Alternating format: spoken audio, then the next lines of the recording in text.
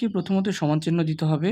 দেওয়ার পরে আমাদের প্রথম বন্ধনী পর্যন্ত যে অংশটা আছে শুধু এটিরই কাজ করতে হবে, বাকি সব কিছু অপরিবর্তিত বসবে। তাহলে প্রথমে ৭ গুণ তৃতীয় বন্ধনী ৬ যোগ দ্বিতীয় বন্ধনী ২৪, ২৪-এর মতোই বসবে। এরপর আমরা বিয়োগ চিহ্ন দিয়ে রাখবো। এরপর আমরা ব্র্যাকেট দিব। এখন এখানে যোগ আছে এবং বিয়োগ আছে। তো আমাদেরকে নিয়ম বলতেছে যে আগে যোগের কাজ করতে হবে, পরে বিয়োগের কাজ করতে হবে। তাহলে আমরা কি করব? ৯ আর ২ যোগ করে কত হচ্ছে?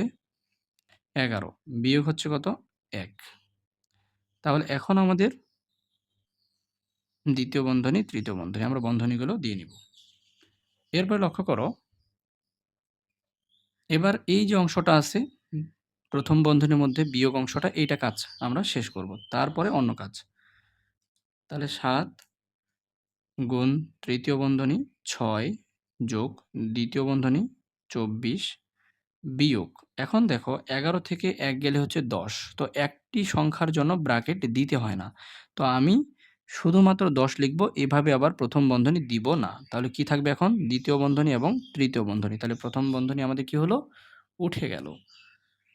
তাহলে ৭ গুণ ৬ যোগ, এখন আমাদের দ্বিতীয় বন্ধনীর কাজ। আমরা দেখতে পাচ্ছি যে এখানে ২৪ থেকে ১০কে বিয়োগ করতে বলা হচ্ছে। তাহলে ২৪ থেকে যদি ১০ চলে যায় ১৪ হবে। কিন্তু আমরা এখানে আর দ্বিতীয় বন্ধনী দিব না। কারণ হচ্ছে একটি সংখ্যার জন্য বন্ধনীর প্রয়োজন হয় না। এখন দেখো ৭ গুণ। এখন আমরা দেখতে পাচ্ছি তৃতীয় বন্ধনীর মধ্যে এখানে যোগ অঙ্ক। তাহলে ১৪ আর ৬ হচ্ছে কত? ২০ হয়। তাহলে এখন দেখো ৭ আর ২০ এখানে গুণ করতে বলা হচ্ছে। তাহলে ৭ আর ২ গুণ করলে হয় ১৪, আর এই শূন্যটা আমরা বসিয়ে দিব। তাহলে এখন যেহেতু এটা একটা সরল অঙ্ক ছিল, তাহলে আমরা বলব যে নির্ণেয় সরল ফল। নির্ণেয় সরল ফল ১৪০ আমরা উত্তর দিয়ে দিব। তো আমি তোমাদের সুবিধার জন্য আরও একবার রিভিশন দিয়ে দিচ্ছি।